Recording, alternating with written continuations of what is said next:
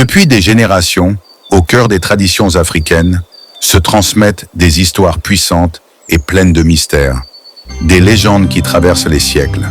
Celle que nous allons vous raconter aujourd'hui est l'histoire de Kouandjondo, un jeune homme originaire d'Afrique centrale, issu d'une tribu côtière, qui vécut une relation fascinante avec une sirène. Un récit où se croisent croyances, légendes et réalité, marqué par la force des symboles et le poids de la mémoire collective. Aujourd'hui, nous plongeons ensemble dans cet univers envoûtant, à la découverte d'un héritage spirituel et culturel unique. Au cœur de l'Afrique centrale, à l'époque coloniale, vivait un jeune garçon nommé Kouandjondo.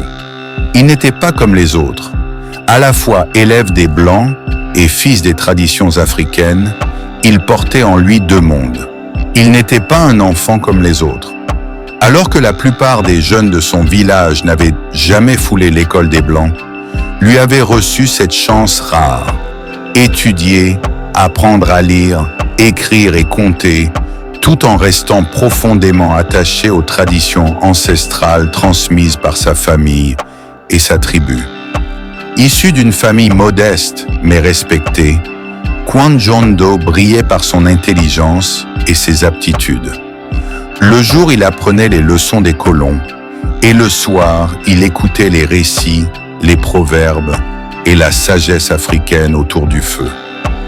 Il était, sans le savoir, un pont entre deux mondes.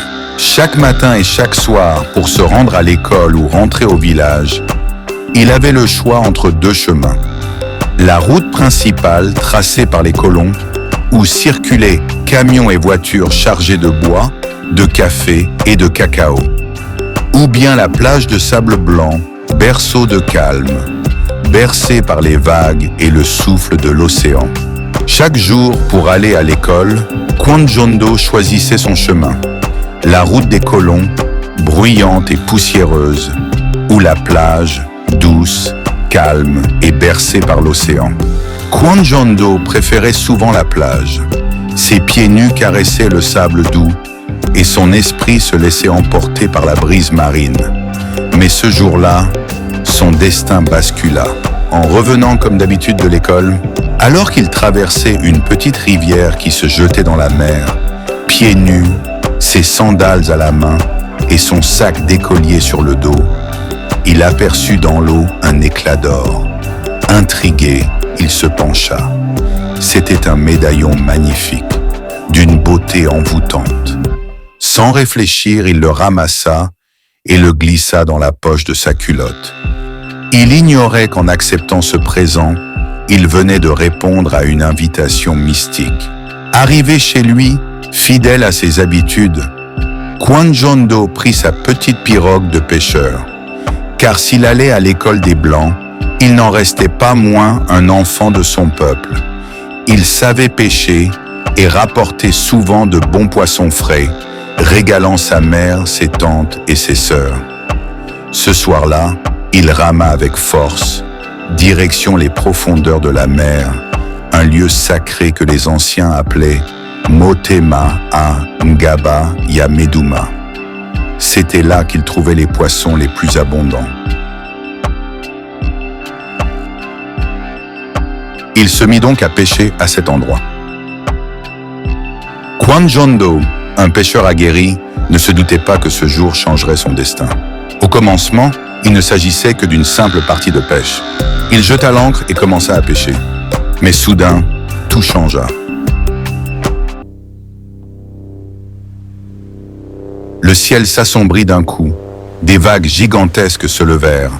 La mer se déchaîna comme jamais. Autour de lui, c'était le chaos. Pourtant, miracle étrange, au centre de cette tempête, là où se trouvait sa pirogue, tout demeurait calme et paisible. Et c'est alors qu'elle apparut.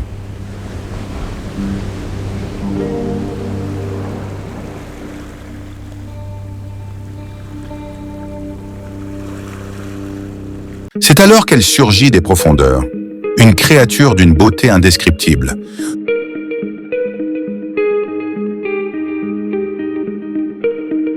Son nom était Kaïcha, la sirène. Elle l'observait depuis son enfance. Elle l'avait choisi, et ce médaillon n'était autre que son invitation. De l'eau surgit une créature d'une beauté indescriptible. Ses longs cheveux brillaient sous la lueur grise du ciel. Son visage était d'une perfection que même les mots ne pouvaient décrire. Le reste de son corps restait dissimulé sous l'eau. Kwon Jong-do, bouleversé, demeura muet. Son cœur battait à tout rompre. Longtemps, ils s'observèrent, prisonniers d'un silence plus fort que toutes les paroles. Et aussi vite qu'elle était apparue, elle s'évanouit dans les profondeurs.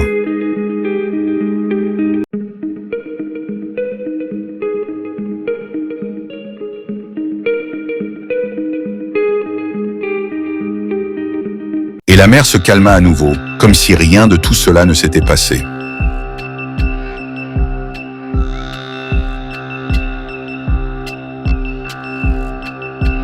Pris de panique, Kwon Jong-do abandonna sa pêche.